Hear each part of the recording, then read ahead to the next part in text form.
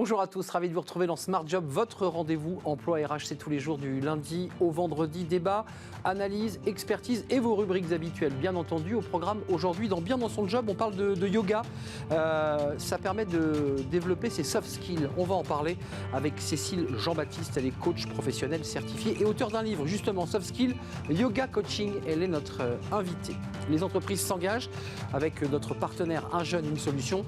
Nous serons avec la société Jean Guati.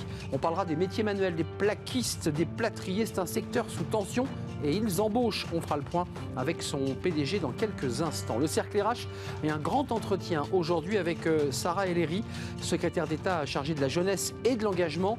On parlera évidemment du chômage des jeunes qui a baissé. On parlera de ce contrat d'engagement jeune. Il va démarrer au 1er mars prochain. On fera le point avec elle justement en direction des jeunes les plus éloignés de l'emploi. Elle sera notre invitée. Et puis enfin dans Fenêtre sur l'emploi, profil hautement qualifié, la galère des recruteurs, notamment dans le domaine de la tech. On en parlera avec Édouard Bliec, directeur des opérations chez Steady. Voilà le programme. Tout de suite, c'est Bien dans son job.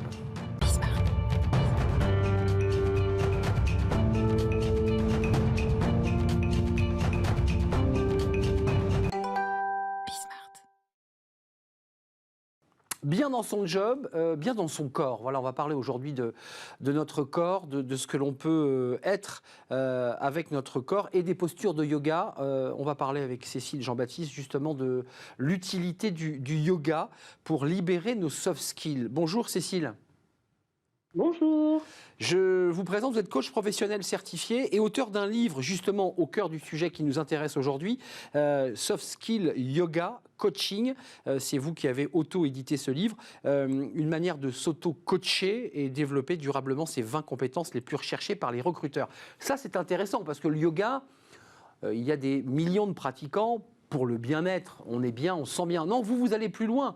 Vous dites, ce yoga permet quoi? De nous libérer de nos angoisses et donc d'être performant lors d'un entretien d'embauche ou tout simplement quand on est au travail? Oui, tout à fait, parce qu'effectivement, grâce au yoga, on va pouvoir rééquilibrer les chakras. Et certains chakras, comme celui du chakra racine, vont être liés, par exemple, à l'ancrage et au fait de justement gérer son stress, de gérer son temps et de faire preuve d'adaptabilité.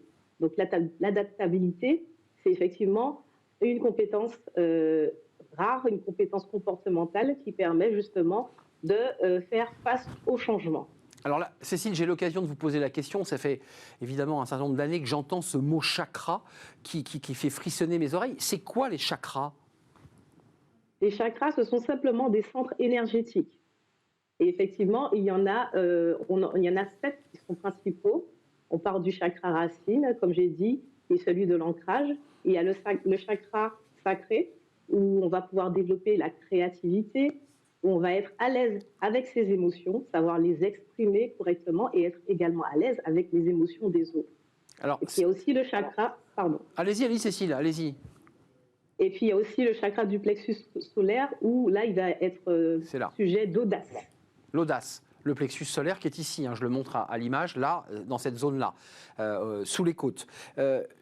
Pour revenir à votre, je dirais à votre coaching, comment ça marche très concrètement? Parce que vos clients, vous leur dites quoi? Ou ils vous disent quoi? Je suis stressé, j'y arrive pas, je suis trop tendu, j'arrive pas à franchir l'obstacle, j'arrive pas à négocier avec mon manager. Et vous leur proposez quoi? Un programme d'accompagnement qu'ils peuvent faire eux-mêmes? Justement, c'est ça. L'idée, c'est de s'auto-coacher. Donc, tout d'abord, dans le livre, il va avoir un quiz qui va permettre d'identifier où on se trouve par rapport à ces compétences-là. Ensuite, il va avoir une présentation des compétences douces, des soft skills, pour justement expliquer l'enjeu dont il est question et pourquoi c'est important de savoir, de maîtriser ces compétences-là.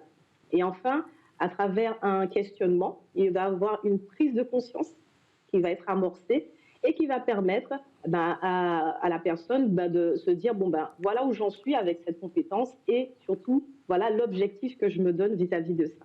Alors Cécile, on a fait la définition des chakras, vous nous l'avez expliqué assez précisément, et j'y vois un peu plus clair, mais partons de la définition des soft skills, puisqu'il faut aussi que celui qui va commencer à faire ce parcours yoga comprenne ce que c'est. C'est quoi exactement, à travers votre regard, les soft skills? Quelle définition vous donneriez à ce mot? Les soft skills ou compétences douces, ce sont justement des compétences comportementales, en opposition aux hard skills, qui, elles, sont des compétences techniques.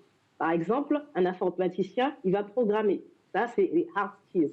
Mais à côté de ça, il va falloir qu'il sache collaborer avec d'autres personnes, qu'il ait par exemple l'esprit d'équipe. Et là, on va plus être dans des compétences comportementales.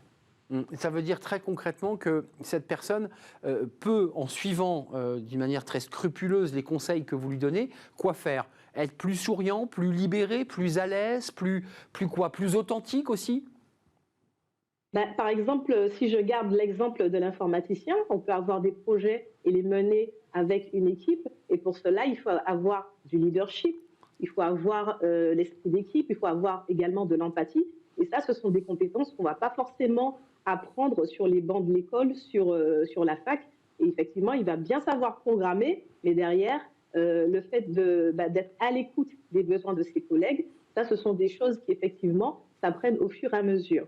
Et par exemple, à travers le coaching, l'écoute active, c'est un outil de coaching qui permet d'être à l'écoute des besoins des autres pour être plus productif et avoir de meilleurs résultats, être plus performant. Alors justement, Cécile, c'est intéressant l'écoute active parce qu'on est évidemment débordé par une multitude d'informations, les réseaux Internet, Twitter.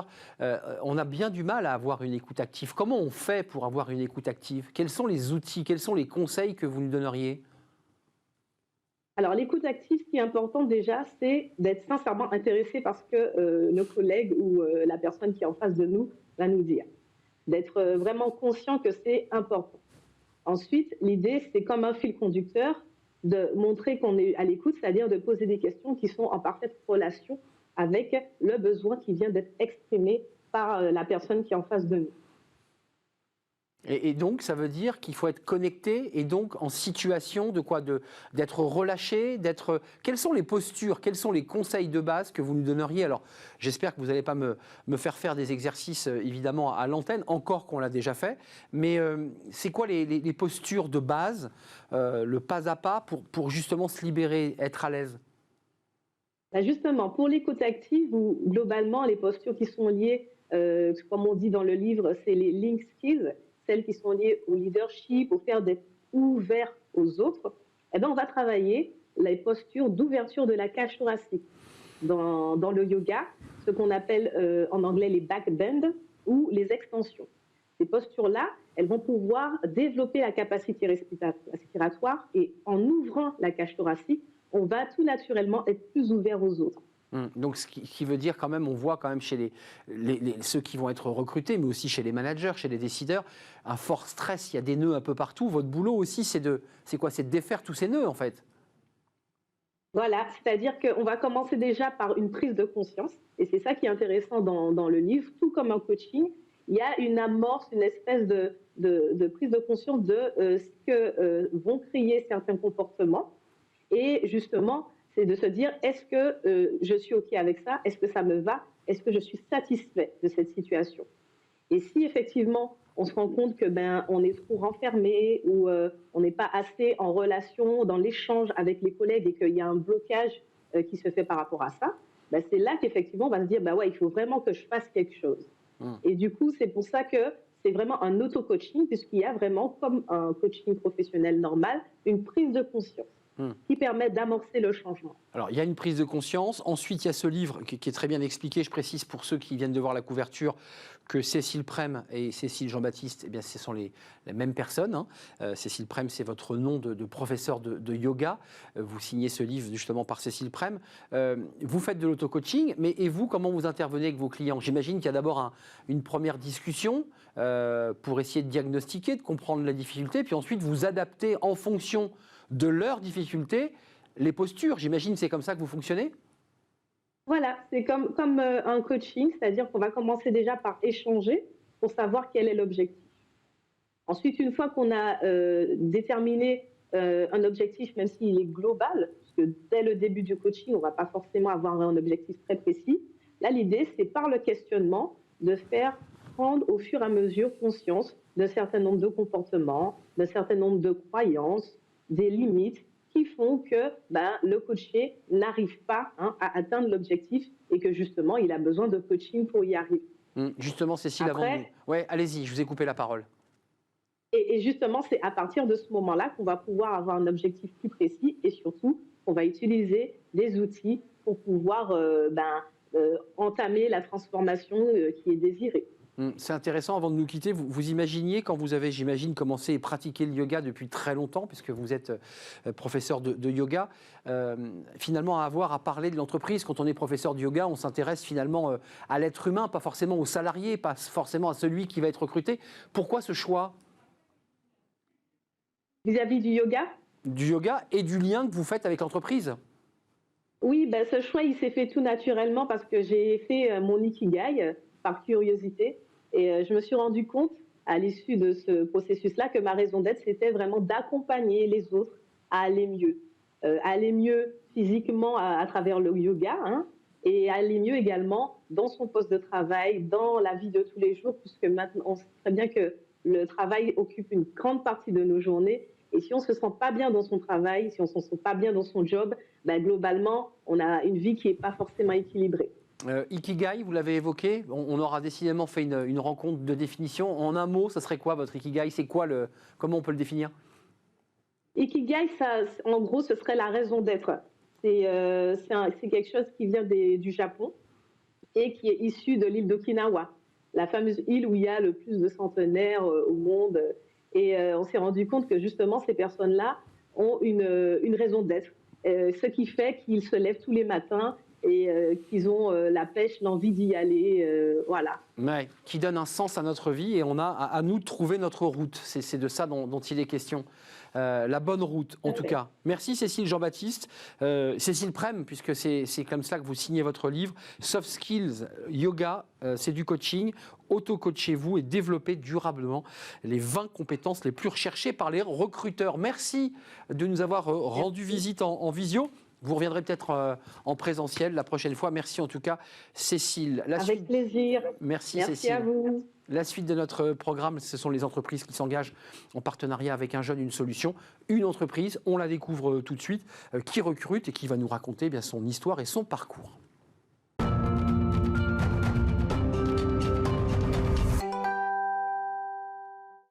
Les entreprises s'engagent en partenariat avec un jeune, une solution, et on va accueillir aujourd'hui en visio le PDG de la société Jean Goiti. Est-ce que vous nous entendez, Bernard Beit ? Oui. Merci. Je vous entends très bien. Merci d'être avec nous. J'espère que j'ai mis le bon accent. Vous nous parlez de Bayonne, si je ne m'abuse. Oui, c'est ça, Pays Basque. Pays Basque, on le sent, la petite pointe d'accent. Créé en 1981, entreprise, alors c'est intéressant parce que c'est un secteur sous tension, entreprise du bâtiment, plaquistes, plâtrier, tout ce qui est décoration, tout ce qui est évidemment comble aménagé. Quelques mots sur votre entreprise dont vous êtes le PDG. Qu'est-ce qu'elle fait ? Elle travaille pour les particuliers, mais j'imagine aussi pour l'industrie. Nous travaillons pour l'industrie, nous travaillons sur le secteur public, nous travaillons effectivement dans différents domaines. On fait la plâtrerie aussi, on fait de la cloison démontable, nous faisons aussi du plafond démontable. Et nos donneurs d'ordre sont essentiellement publics, privés dans le domaine, je dirais, des EHPAD et une activité particulière. Alors, je vous pose la question abruptement, Bernard Beit, mais notre rubrique s'appelle « Les entreprises engagées ». Vous êtes une entreprise engagée. Engagée dans quoi ? Engagée, je dirais, l'entreprise a été créée en 1981 par une personne qui s'appelle Jean Goiti. Jean Goiti a toujours eu cette volonté de former au sein de son entreprise. Nous avons repris le flambeau il y a 5 ans. Ça va faire la 6e année et nous avons pris l'engagement auprès de Jean Goiti de poursuivre cette notion de transmission, d'accueil des jeunes, moins jeunes, de la fragilité, et ce sont ces valeurs que nous poursuivons aujourd'hui. En 2019, vous avez signé une charte initiée par le service de l'État pour favoriser aussi l'intégration, l'insertion des publics les plus éloignés de l'emploi. Et puis, vous avez reçu aussi un prix handisport. Ça, ce sont des engagements très concrets que mène l'entreprise. L'entreprise est installée dans le nord de la ville de Bayonne. Nous sommes près des quartiers définis comme étant en difficulté. Et de par notre position, l'entreprise qui est un acteur connu au Pays Basque, il était de notre devoir de donner de l'espérance, de montrer qu'en tant qu'entrepreneur, il y a des entreprises qui font confiance à la jeunesse de ces secteurs-là. Et en tant qu'acteur économique, il est essentiel que nous reversions cette notoriété au profit de ces personnes-là. Alors Bernard Bayle, parlons de l'emploi, parce que c'est évidemment le cœur de notre émission. Il y a quand même depuis un certain temps, alors les choses ont évolué évidemment depuis l'accélération des signatures d'alternance depuis quelques mois maintenant, mais les métiers manuels n'avaient pas la cote en France. Vous évoquiez tout à l'heure les plaquistes, les plâtriers, c'est des métiers qui n'avaient pas la cote. Est-ce que vous avez des difficultés en matière de recrutement ? Alors, je dirais aujourd'hui, il y a différents acteurs dans ce domaine qui sont, je dirais, les centres de formation, qui sont les GEC, qui accueillent un public, je dirais, en difficulté et qui proposent de former et qui nous demandent de les accompagner dans cette formation-là. L'entreprise jouit d'une reconnaissance dans l'accueil que nous proposons et effectivement, je dirais, on a peut-être la chance, mais on n'a pas de grandes difficultés à recruter des jeunes aujourd'hui. On a un problème de compétences qui est lié à je dirais, un manquement dans le passé, mais aujourd'hui il y a de l'espoir parce que nous intéressons les jeunes dans ce métier-là. Nous avons amélioré les conditions de travail. Nous avons amélioré l'accueil, je le répète, qui est très important pour pouvoir attirer. Et on essaye de proposer un niveau de revenus qui valorise le travail qu'ils font. Oui, ça c'est important évidemment, la question du salaire, des conditions de travail. En 2019, vous aviez consolidé vos embauches en CDI avec 2 apprentis issus des migrants, des réfugiés. Ça aussi c'est un choix important. C'est un choix. Nous avons eu 2 jeunes qui ont été, je dirais, exemplaires dans leur formation, qui se sont intégrés dans l'entreprise de belle manière et il était normal de leur proposer un contrat à durée indéterminée. Il est évident que nous accueillons une population diverse et il n'y a pas de volonté à proprement parler de dire on va pratiquer l'inclusion, on va pratiquer de manière volontaire par acte militant. Nous avons accueilli ces personnes-là, nous leur avons proposé un cadre, nous avons une capacité d'accueil, nous veillons à ce que nous ne dépassions pas cette capacité d'accueil pour former. Et on forme toutes les personnes qui se présentent au sein de l'entreprise et qui souhaitent travailler, qui souhaitent s'engager et on fait en sorte qu'ils soient dignes dans leur travail. Juste Bernard, ils sont toujours là? Ils sont toujours intégrés dans l'entreprise Goiti? Ils sont intégrés, ils ont été valorisés en fin d'année parce que je dirais ils sont volontaires et leur travail mérite la progression qu'on leur propose. C'est une très belle aventure humaine. Parlons emploi. Je l'ai évoqué en 2019, vous renforcez vos effectifs. Alors vous êtes aujourd'hui, arrêtez-moi si je me trompe, vous êtes 46 collaborateurs, équipe de direction, mais aussi l'ensemble des ouvriers sur le terrain. Quelles sont vos perspectives? Comment ça se passe? Est-ce que vous dites on bénéficie aussi dans notre secteur de cette croissance et de ces entreprises qui créent de la richesse? Et est-ce que vous en profitez? Alors effectivement, on profite. Le Pays Basque attire actuellement. Il y a un manque d'infrastructures, il y a un manque de logements et donc il y a beaucoup d'investissements. Donc le marché est porteur. on en bénéficie et on essaye d'en faire bénéficier par les propositions d'emploi et par la formation. Je veux dire, aujourd'hui, on a embauché ces jeunes-là, mais nous avons d'autres jeunes en formation. Je veux dire, aujourd'hui, on a 5 personnes, soit en contrat professionnel, soit en apprentissage ou en stage dans l'entreprise. Et il n'y a pas de raison que ça s'arrête. Les perspectives sont bonnes, sauf à une catastrophe économique, mais je dirais les projets fleurissent sur la côte et on ne va pas s'en plaindre. Donc le carnet de commandes est bien rempli. Vous avez, Bernard, le désir dans l'année 2022 d'embaucher. Comment ça se passe et comment vous faites pour aller chercher les collaborateurs, les salariés, les ouvriers? Est-ce que vous vous êtes penché sur un jeune, une solution, ou est-ce que vous avez d'autres moyens d'aller recruter? On s'est penché sur un jeune, une solution, parce que de toute façon, nous avons pris des engagements il y a 3 ans de ça, quand le président Macron a demandé aux entreprises de s'engager. Les 10 000 entreprises s'engagent, et nous avons suivi immédiatement le mouvement, parce que c'est extrêmement important. Nous veillons à ce que les établissements scolaires soient intéressés par notre démarche.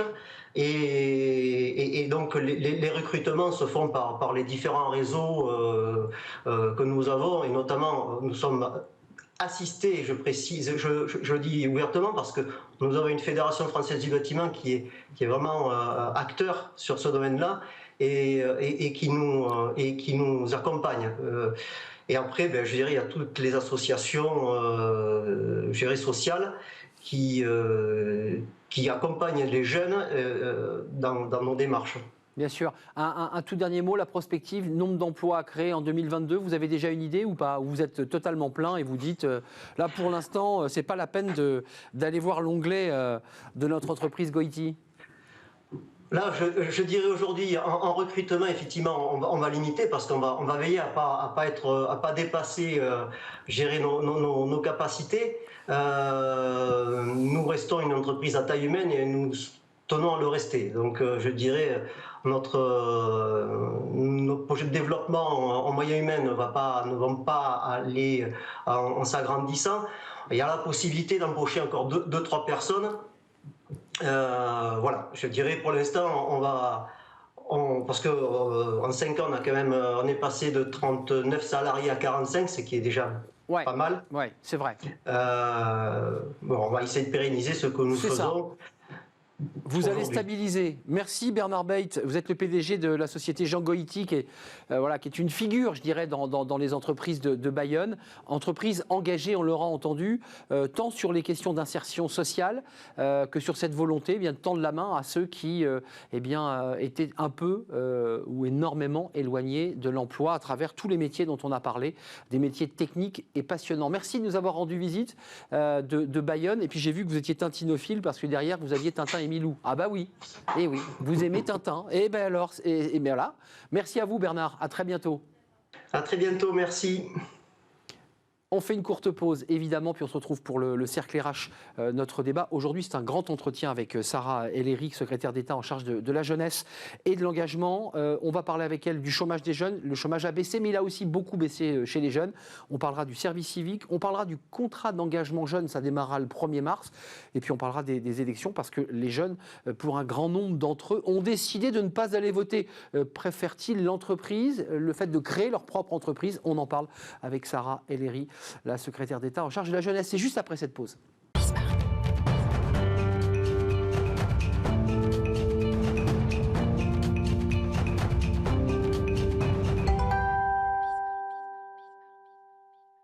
Le cercle RH, un grand entretien aujourd'hui avec Sarah El-Haïry. Bonjour Sarah. Bonjour. Merci de nous rendre visite pour la 2e fois.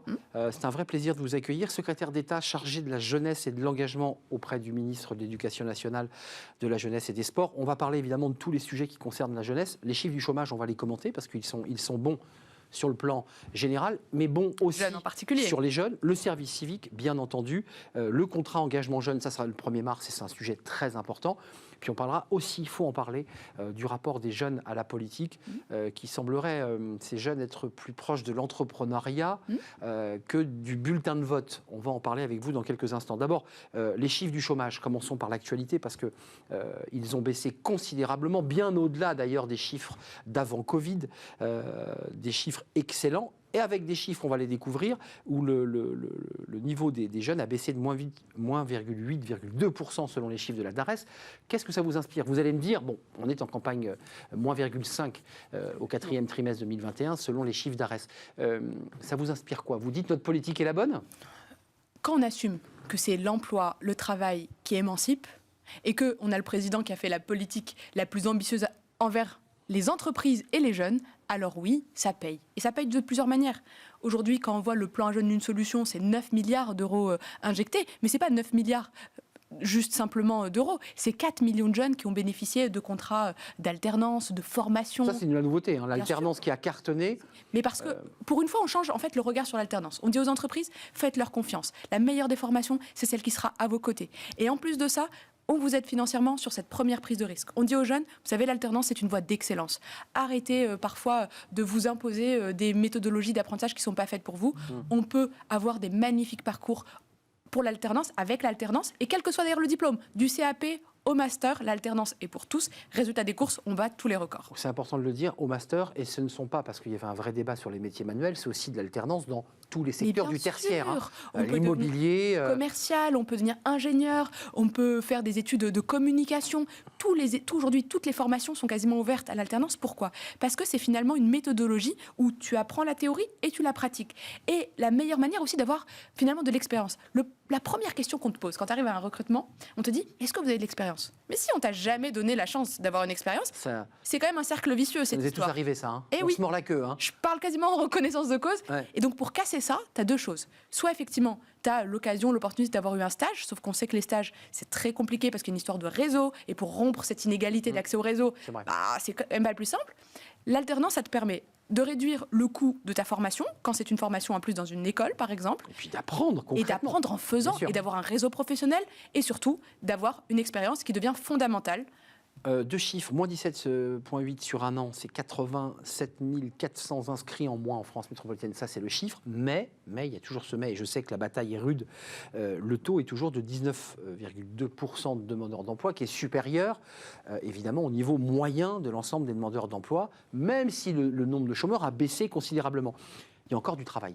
Bien sûr qu'il y a encore du travail. Il y a du travail et on a pour le coup, c'est vrai, le taux de chômage le plus bas. On n'a pas eu les conséquences de la crise à l'époque qu'on a eu sur l'emploi des jeunes. On a des entreprises qui font confiance aux jeunes beaucoup plus parce qu'on a des entreprises qui s'engagent et qui voient à quel point un jeune dans une entreprise, il transforme parfois sa manière de penser, il la rend plus agile.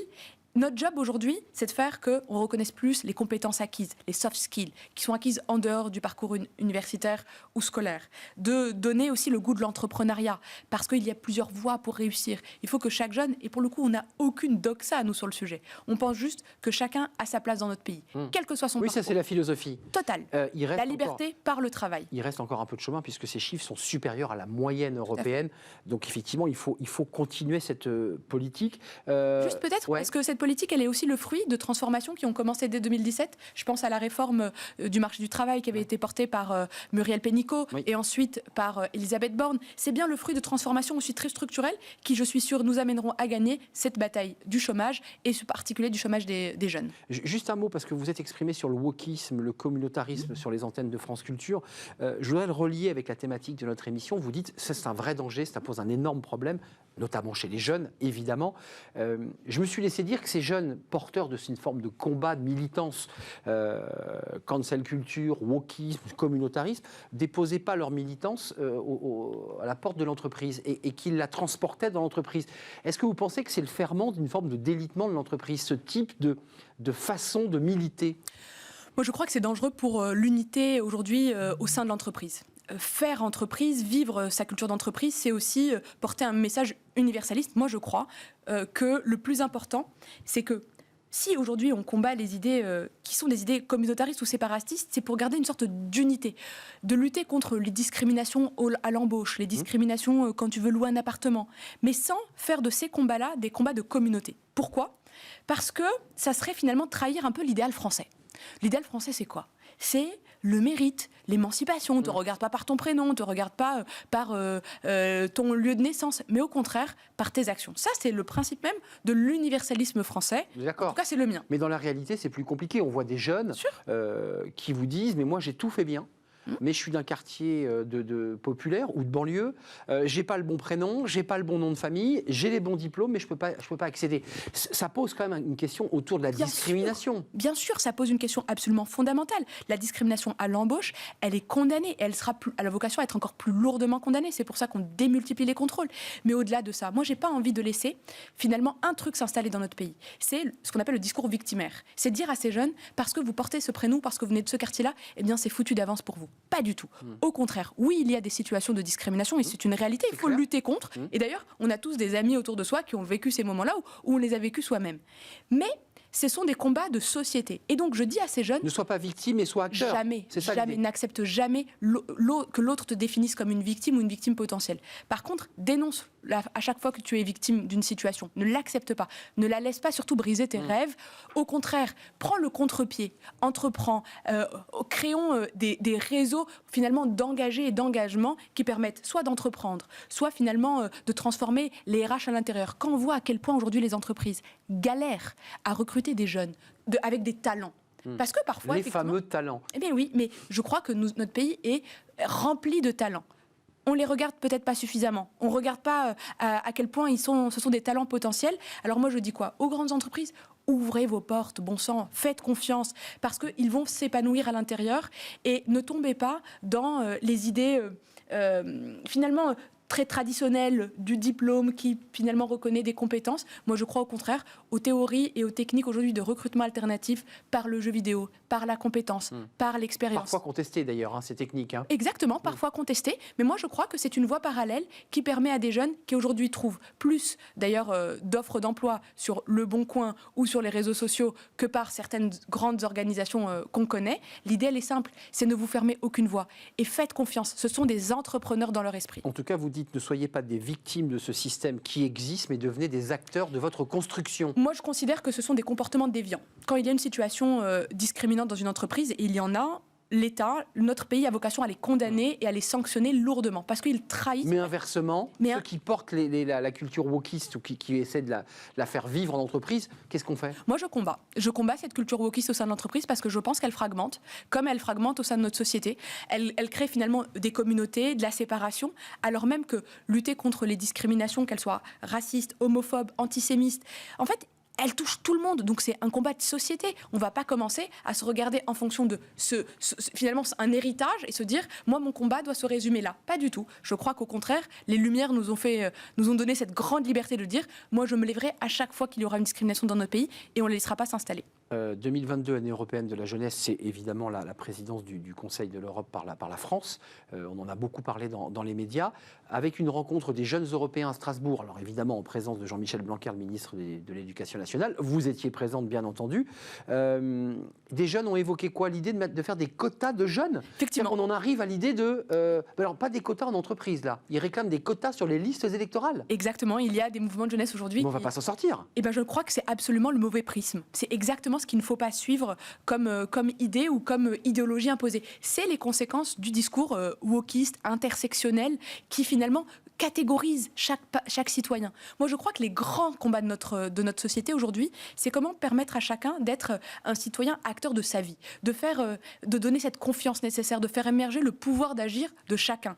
Et donc, de ne pas tomber dans la facilité des quotas. Moi, je crois aux grandes lois qui ont fait avancer l'égalité entre les femmes et les hommes, avec effectivement des indicateurs pour pouvoir évaluer, en permettant, par exemple, la parité dans les listes électorales, qui sont des vraies avancées d'égalité.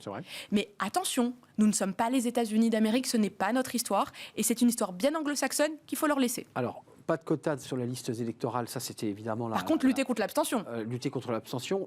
Un mot, sondage Ipsos il y a quelques mois, décembre 2021, plus d'un jeune sur 2 tournait le dos au vote en disant on n'ira pas voter, ce qui est quand même un signe peu encourageant. Mais au même moment, des études montrent que les jeunes consacrent plus d'intérêt à l'entreprise et moins à l'État, moins aux politiques. Ça, c'est pas bon signe. Vous les avez perdus, les jeunes ? Je crois pas, mais aujourd'hui, il y a un sujet de défiance. Parce que, pourquoi je vous dis je crois pas ? C'est qu'on a une génération qui est particulièrement engagée. On le voit dans les associations, on le voit dans leur militantisme. Ce sont des acteurs publics et politiques. Mais ils te disent droit dans les yeux, ça ne sert à rien. Voter, ça ne sert à rien. Et donc, à nous de recréer cette confiance. Et donc, ils se retournent vers quoi ? Ou vers le monde associatif, ou vers l'entreprise. Mais moi, je leur dis quoi ? Je leur dis conjuguer les deux. Pourquoi nous avons fait la loi Pacte ? La raison d'être. Parce qu'on croit effectivement, moi je déteste le capitalisme prédictif. Je crois que c'est finalement, c'est ce qui tuera le libéralisme, alors que je suis une libérale. Je considère qu'il faut créer pour créer de la richesse, parce que cette richesse, elle est distribuée, parce qu'elle permet finalement de répondre aux grandes transitions de notre temps, à la transition environnementale, aux égalités, à l'évolution dans les salaires. Vous leur dites quoi, ces jeunes ? Allez poser votre bulletin. Bien sûr. C'est aussi important que de créer sa start-up. C'est les deux, exactement. C'est aussi important, voire ça démultiplie la puissance de votre start-up ou de votre marche ou de votre pétition. Parce que ça ne s'oppose pas, ça se conjugue. Mais pour ça, il faut aiguiser, je crois, une sorte de goût de l'entrepreneuriat politique que nous n'avons pas assez aujourd'hui dans notre pays. C'est de dire, n'attendez pas, n'écoutez pas sous tous ces discours déclinistes qu'on a pu avoir dans des partis plus anciens, où on vous dit c'est le parcours du combattant. Oui, ça l'a été. C'est pas faux, hein. Ça l'a été. C'est pas faux pour les jeunes. Ça l'a été, et vous savez, j'ai 32 ans, ma première élection... Et vous êtes jeune. Exactement, donc je l'ai vécu, et je peux en témoigner. Jeune, femme, et finalement sans territoire d'héritage, je peux vous dire que je l'ai exercé. C'est pas un non 100% Loire-Atlantique. Pas exactement. Voilà. Première génération, mes 2 parents sont nés au Maroc, et j'ai grandi, moi je suis née dans le Loir-et-Cher, mais j'ai grandi en plus au Maroc, donc avec cette double culture que notre pays voit comme une richesse. Par contre... Quelle bataille ? Bien sûr, c'est une bataille, mais la vie est un combat de richesse, de rencontres, d'opportunités. Moi, ce que je leur dis à ces jeunes, c'est ne vous laissez pas bercer par ces discours déclinistes ou de haine. Au contraire, engagez-vous, votez, faites que ces transformations aillent plus vite. Et pour ça, il y a une sorte de cataclysme en 2017 avec un président de la République jeune, hyper culotté, hyper entreprenant. Très entreprenant et entrepreneur à sa manière. Et qui a dit quoi à notre pays, à notre vie politique ? Il nous a regardé, il nous a dit, ceux qui ont de la bonne volonté, ceux qui ont de l'énergie à y mettre, venez. Résultat des courses, il a investi des profils comme moi. J'ai pas fait les études qui ressemblent à des études d'un ministre, j'ai pas fait l'ENA, j'ai pas fait Sciences Po, j'étais à l'université publique. Il a donné des investitures à des profils qui sont de territoires différents. Moi, je n'avais pas de mandat politique avant. Eh bien, cette transformation, elle est en cours, elle est même en marche, si vous me permettez l'expression. Et si c'est un appel à l'engagement. Pas encore, hein, mais c'est pas candidat, Emmanuel Macron. Hein. Moi, je dis, présentez-vous pour une démocratie beaucoup plus vivante. Vous savez, la démocratie, c'est comme un muscle. Vous savez, un muscle, quand tu l'utilises pas trop, il s'atrophie. Eh bien, il ne faut pas laisser notre démocratie s'atrophier. Et si demain, l'abstention est aussi importante que ce que disent aujourd'hui les sondages, ou le superbe livre de Frédéric Dabi, d'ailleurs, Fracture, qui est excellent. Qui montre d'ailleurs le désintérêt des jeunes pour la politique. Et la confiance dans l'entreprise. Et dans l'entreprise, qui est très nette. Parce qu'une confiance dans l'action immédiate. Et finalement, moi je leur dis... Utilisez toute cette énergie pour démultiplier l'action immédiate par des transformations en profondeur de notre vie politique. Votez, engagez-vous. La Fracture, livre sélectionné parmi les 3 lauréats du livre politique. Ah bah Faut-il super. le préciser, le livre de Stewart et de Frédéric. Un mot sur le service civique, parce que c'est intéressant de faire le bilan, puis il faut qu'on prenne du temps pour parler de ce contrat engagement jeune, parce qu'il dit des choses aussi d'une stratégie politique. Ce n'est plus, c'est en tout cas la théorie de l'assistanat, on ne donne pas une allocation, mais on sollicite le jeune pour qu'il puisse reprendre le chemin de l'emploi. Un mot d'abord sur le service civique. Le bilan, c'est quoi ? Ça a marché ou pas ? Oui. Ça a marché, ça a même très très bien marché parce qu'on a eu une explosion de services civiques dans les collectivités. Pourquoi ? Parce qu'il fallait créer des missions de services civiques au plus proche des territoires pour que tous les jeunes, qu'ils soient ruraux ou urbains, puissent en bénéficier. On a plus de 245 000 missions, très très diverses. Et d'ailleurs, on a même, ça a tellement bien marché qu'on a aujourd'hui, avec le président de la République, on est en train de porter le service civique européen. Qui permettra effectivement à des jeunes de vivre l'Europe au quotidien, 6 mois, partout dans les pays. C'est quoi ? C'est une sorte d'Erasmus, une service civique ? On va pouvoir aller en Allemagne, on va pouvoir aller dans des pays européens ? Exactement, c'est un peu l'idée. Vous savez que Erasmus, pendant longtemps, ça a été réservé aux étudiants. Et sauf que quand quand à 20 ans tu bosses ou quand à 20 ans tes parents... on n'a pas Erasmus. Exactement, c'est pas fait pour Et toi. là, ça donne l'opportunité de pouvoir... à tous les jeunes européens, d'abord en partant d'une expérience française. Pas si simple. Ce jeune qui sera, je ne sais pas, en préfecture au service civique pourra, sur une liste, peut-être sur le site Un jeune, une solution, pouvoir trouver un espace, un emploi ou un service civique, je ne sais pas, en Allemagne. Alors, ça ne sera certainement pas un emploi, mais oui, ça sera une mission. Une mission d'intérêt général en Allemagne, en Italie, en Espagne. Et d'ailleurs, on l'a déjà expérimenté, alors sur des territoires frontaliers parce que c'était plus facile. Et on avait lancé la première promo à Metz il y a moins d'un an. Et donc, c'est une sacrée fierté. Vous savez, on fait de la politique avec beaucoup de bon sens, beaucoup d'idéal, mais beaucoup de bon sens. Tu expérimentes, quand ça marche, tu généralises. Contrat engagement jeune, ça c'est ce qui va arriver dans un peu plus d'un mois maintenant, 1er mars. Alors c'est vrai que les mauvaises langues disaient mais pourquoi si tard, pourquoi démarrer si tard? Parce qu'on sera à un mois du premier tour de l'élection présidentielle, un petit peu plus d'un mois. C'est quoi la philosophie de ce contrat d'engagement jeune? La philosophie initiale, c'est des devoirs et des droits. Par contre, un engagement demandé aux jeunes. Aujourd'hui, on en a parlé, un taux de chômage qui baisse, qui est encore trop important chez les jeunes. On a aujourd'hui des entreprises qui disent « je n'arrive pas à recruter, ça limite ma croissance ». On sait qu'on aurait jusqu'à 2 points de croissance supplémentaires si on n'avait pas de pénurie au recrutement dans certains secteurs d'activité. Mais face à tout ça, il y a une promesse. La France est là et sera là pour ceux qui ont envie de s'en sortir. Excusez-moi, pour être bien précis, vous vous adresserez au 1er mars, parce que ça va rentrer très concrètement au 1er mars.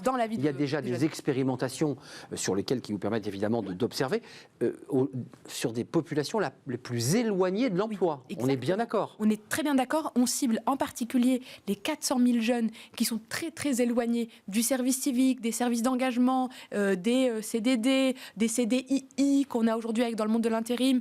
Ils sont très très éloignés de ces emplois, ils sont très très éloignés de ces formations. On leur dit quoi? À ces jeunes, c'est simple. Tu as besoin d'aide. L'argent, la baguette magique du RSA, c'est pas la bonne solution. C'est pas de l'assistanat. Absolument pas. Pour une raison toute simple. C'est qu'un jeune, quand il est à ce point-là éloigné du marché de l'emploi, entre 16 et 25 ans ou 16 et 30 ans, et qu'il a des problématiques parfois de santé, qu'il a des problématiques, une précarité sociale, qu'il n'a pas de soutien dans sa famille. Des addictions parfois. Des addictions parfois, vous avez raison de le rappeler. Des problèmes de mobilité. Ce jeune, il a besoin d'un accompagnement à 360 degrés. C'est ce que nous lui offrons s'il s'engage. Aide-toi, la République t'aidera.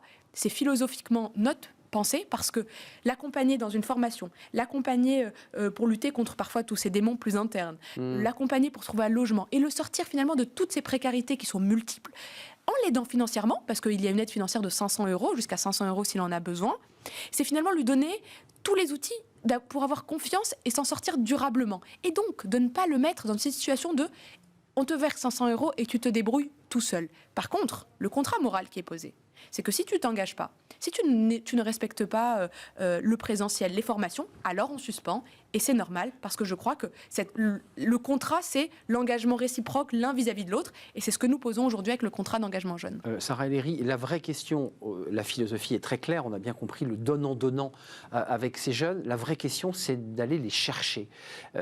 C'est très compliqué de toucher ces jeunes qui souvent sont isolés, et pas uniquement d'ailleurs dans des quartiers populaires et urbains. Territoires ruraux. Souvent dans les territoires ruraux, sans diplôme, ayant échoué à tous les diplômes qu'ils ont entrepris.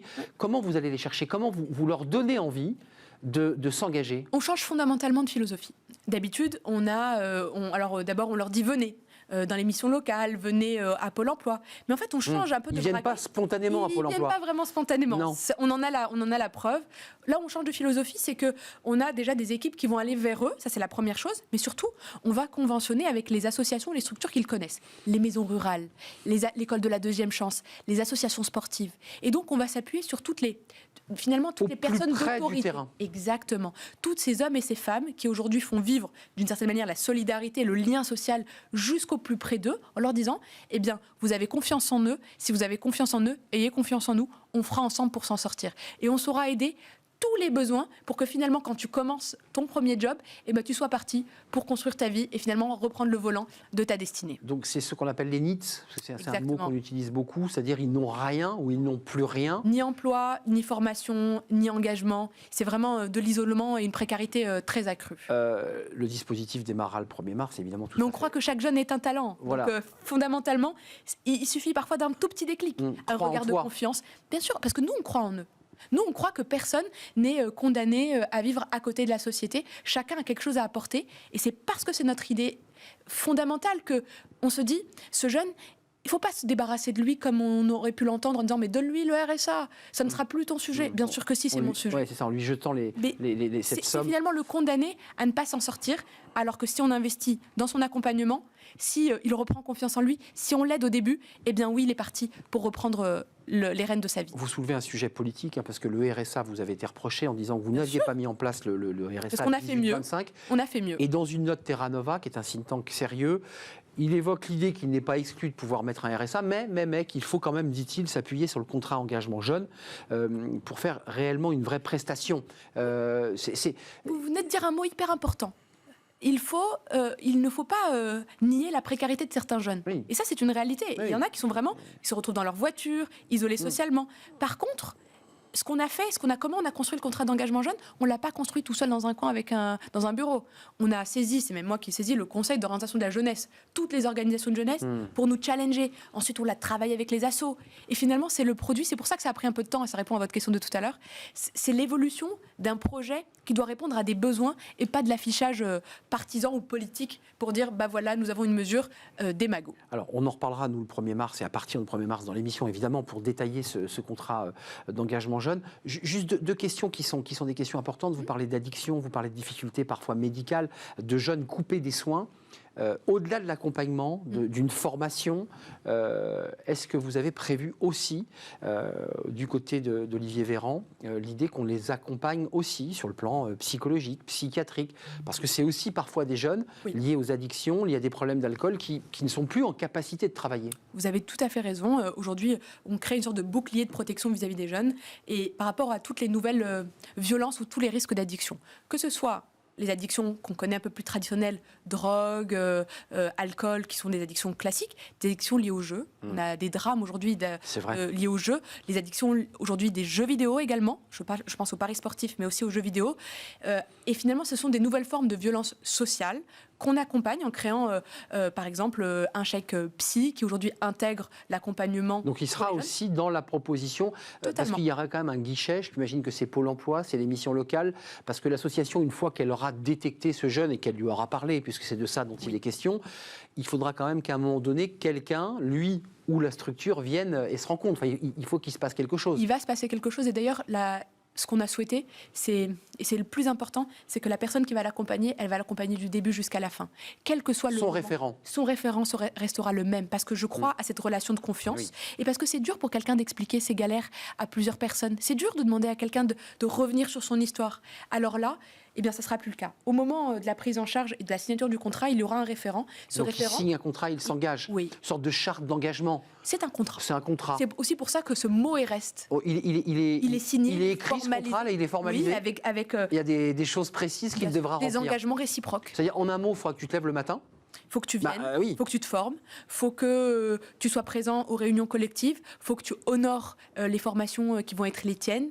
Et en contrepartie, eh bien, tu auras toujours quelqu'un qui sera là pour te répondre. C'est ton conseiller. On t'aidera à lever tous les freins qu'il y a aujourd'hui dans ta vie, le logement, la mobilité, la santé. Et quand tu sortiras de ce contrat, parce qu'il pourra durer un peu plus longtemps si besoin, jusqu'à 18 mois, eh bien, tu seras prêt. Maximum 18 mois. Mais tu seras prêt à prendre ta vie en main. Ça veut dire qu'à l'issue de ces 18 mois maximum, ce jeune, en tout cas, est prêt à être pris en main pour basculer cette fois-ci dans une recherche d'emploi active.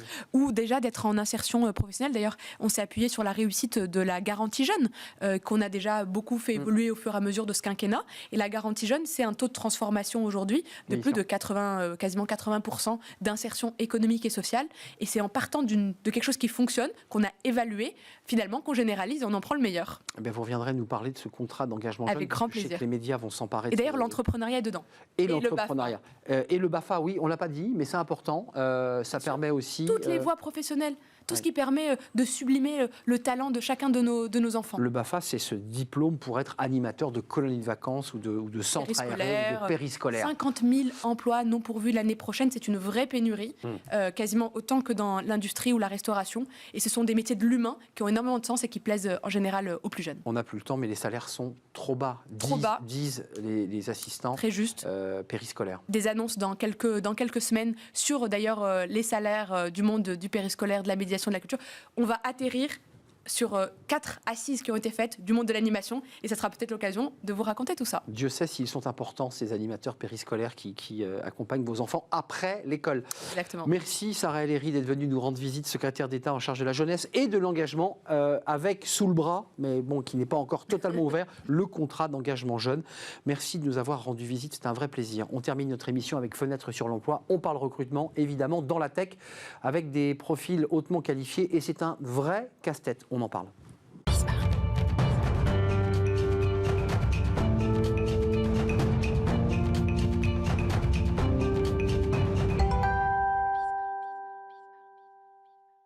Fenêtre sur l'emploi, on parle, devinez quoi, des recrutements dans la tech. C'est un véritable casse-tête, notamment pour les profils hautement qualifiés. Alors on les appelle les talents, et c'est vrai que tout le monde se les arrache, ces talents, tout le monde les veut, et c'est souvent un peu compliqué. On en parle avec Édouard Blic. Bonjour Édouard. Bonjour. Merci de nous avoir rendu visite. Vous êtes directeur des opérations chez Steady, qui est un ESN, cabinet de conseil. Vous ne vous définissez pas comme un cabinet de recrutement? On fait les deux en fait. On accompagne des clients sur l'acquisition de leurs compétences. Donc ça peut passer par de l'accompagnement en recrutement pour eux directement, mais ça passe aussi par de la prestation intellectuelle au format consulting. Le diagnostic, vous l'avez, puisque vos clients, vous les avez en face tous les jours. Ils vous disent, moi, j'ai besoin de numériser, j'ai besoin de transformer, j'ai besoin des meilleurs, et je ne les ai pas. Ils les ont pas, et les entreprises... Mais ils existent au moins, parce que ils existent les talents, parce qu'ils les ont pas.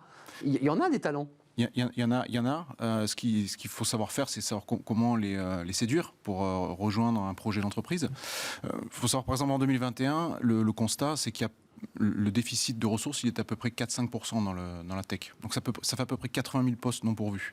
Donc c'est un déficit qui est vraiment important par rapport à tous les enjeux qui existent chez nos clients, mais de manière générale en France sur les questions du numérique.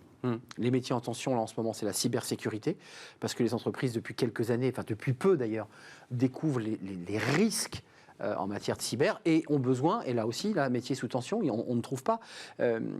Comment on fait? Et puis on va parler ensuite de vos propositions concrètes, parce que chez Steady, vous avez des propositions.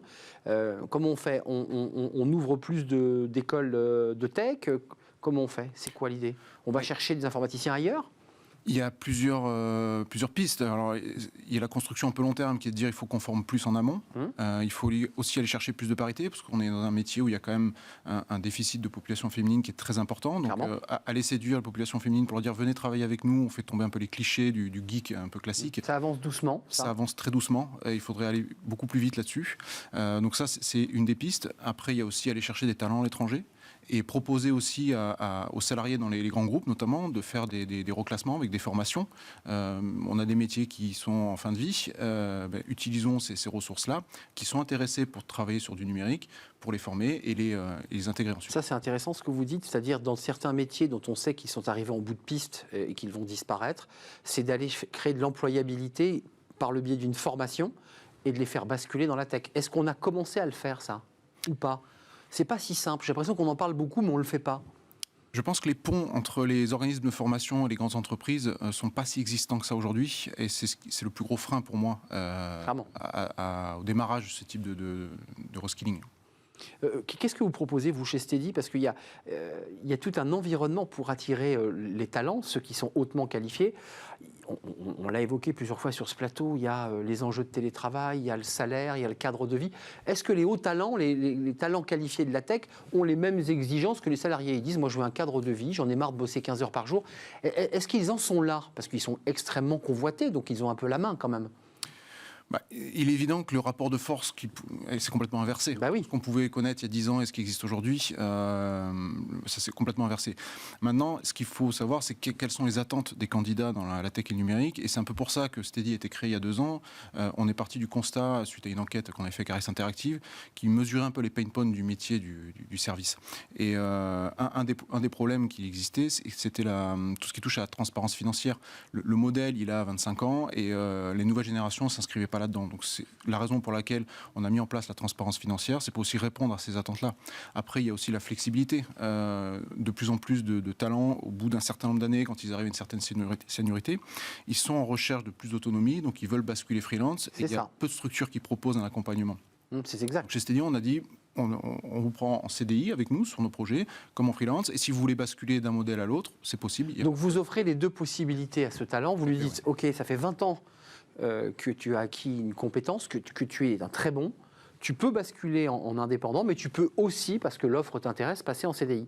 Et ça, c'est vous qui organisez, je dirais, ce passage, cette passerelle. On a un programme d'accompagnement pour justement accompagner ceux qui souhaitent passer d'un statut CDI à un statut freelance. Et ils passent de plus en plus en freelance, si j'ai bien lu. Ils passent de plus en plus, oui. C'est un mode contractuel qui intéresse de plus en plus de personnes. Ça va aussi avec une période de vie. Quand on a fait son acquisition immobilière, qu'on a besoin d'un petit peu moins de sécurité de l'emploi, c'est un modèle qui est quand même plus intéressant parce que plus rémunérateur pour les talents. Vous dites qu'il faut oser la diversité, et puis, alors là, côté entreprise, parce qu'il faut aussi qu'ils puissent les attirer avec des choses, un petit peu valoriser sa marque employeur, ce qui n'est pas toujours le cas pour certaines entreprises qui disent, après tout, nous, ça fonctionne comme ça depuis 20 ans. Vous leur dites, si vous voulez attirer des talents, il faut une marque employeur. Il faut une marque employeur, il faut avoir des éléments d'attractivité qui sont importants. Quand on veut recruter dans la tech et le numérique, fournir par exemple des conditions de travail avec un confort numérique, c'est important. Pas avoir par exemple un poste de travail qui est complètement verrouillé, sur lequel les talents ne peuvent rien faire. C'est des détails qui peuvent paraître anodins pour des grandes structures, mais qui en fin de compte sont des éléments qui sont extrêmement importants pour le talent. Et soigner l'onboarding et l'offboarding, c'est-à-dire tous ces talents qui vont quitter une entreprise. Pour certains, ils sont très mobiles d'ailleurs, ils font des sauts de puce, si j'ai bien compris. Il faut que l'offboarding, c'est le moment où on quitte l'entreprise, se fasse bien, parce que sinon, c'est un vecteur très mauvais pour l'image de l'entreprise. On a une génération qui travaille de plus en plus en mode projet, là où les générations d'avant s'inscrivaient dans la durée dans les entreprises. Donc il y a beaucoup plus d'entrées et de sorties de facto. Ça bouge beaucoup, c'est très fluide comme marché. C'est extrêmement dynamique comme marché. Ouais. Et comme vous dites, soigner la sortie, c'est aussi soigner son image de marque, parce qu'aujourd'hui on communique beaucoup, les salariés communiquent beaucoup sur l'entreprise quand ils y sont, mais aussi quand ils la quittent. Et quitter une entreprise proprement, c'est important. Et derrière, quand on communique dessus, ça crée de la valeur aussi pour l'entreprise. Édouard, un mot avant de nous quitter quand même sur la pérennité de ce marché, parce qu'on a beaucoup d'acteurs de ce secteur qui nous disent c'est l'explosion, on ne sait plus où donner de la tête. C'est quoi? C'est encore 10 ans comme ça d'une transformation numérique liée à la cyber, parce que la cyber pose d'énormes difficultés aux entreprises, ou est-ce qu'on est sur une zone calendaire de quoi, 3-4 ans? Comment vous avez une vision comme ça à moyen terme? Alors on arrive à se projeter parce qu'en fait il y a des grands enjeux technologiques qui arrivent sur les 10 prochaines années, notamment avec l'avènement de l'informatique quantique qui va complètement transformer tous les secteurs d'activité. Donc de nouveau il faudra... De nouveau il va y avoir un gros booster à ce moment-là. Donc on sait que c'est un secteur d'activité qui a une croissance quasiment assurée sur les 10 prochaines années. 10 prochaines années. 10 prochaines années. Donc il faut que les acteurs du conseil, les clients aussi s'adaptent aux générations actuelles qui rentrent sur le marché du travail, mais aussi à bien anticiper celles qui vont arriver. Et donc, un peu comme on imagine le numerus clausus chez les médecins, peut-être commencer aussi à ouvrir plus largement les écoles de tech, d'ingénieurs. C'est ça l'idée, Il faut en former plus et peut-être changer le modèle aujourd'hui, qui est aujourd'hui basé sur un diplôme d'ingénieur. C'est un diplôme qui est validé par la commission des titres d'ingénieur. Soit il faut plus d'écoles d'ingénieurs, soit il faut qu'on soit, je dirais, plus flexible là-dessus. Plus agile, oui. Voilà. Dans les profils. Dans les profils et dans les écoles, qu'il y ait des écoles qui puissent dire, moi je monte une formation Bac plus 5, elle est reconnue au même titre, et mon talent, lui, intégrera le marché du travail avec la même valeur. Donc vous nous dites un peu plus de souplesse aussi dans la manière dont on va constituer ou créer des filières qui répondent à vos besoins, aux besoins de vos clients. Oui. Merci Édouard Blick de nous avoir rendu visite. C'est un vrai plaisir, directeur des opérations chez Steady, un ESN cabinet de conseil, mais aussi qui peut faire du recrutement. C'est un vrai plaisir. C'est la fin de notre émission. Merci à vous de l'avoir suivi. Merci de votre fidélité. Merci pour vos messages et vos réactions. Merci à toute l'équipe. Merci à Alice Pitavi à la réalisation. Merci à Saïd pour le son. Merci à Fanny Griesmer et merci à Carla pour l'accueil invité. C'est un vrai plaisir. Je serai là demain. Bye bye.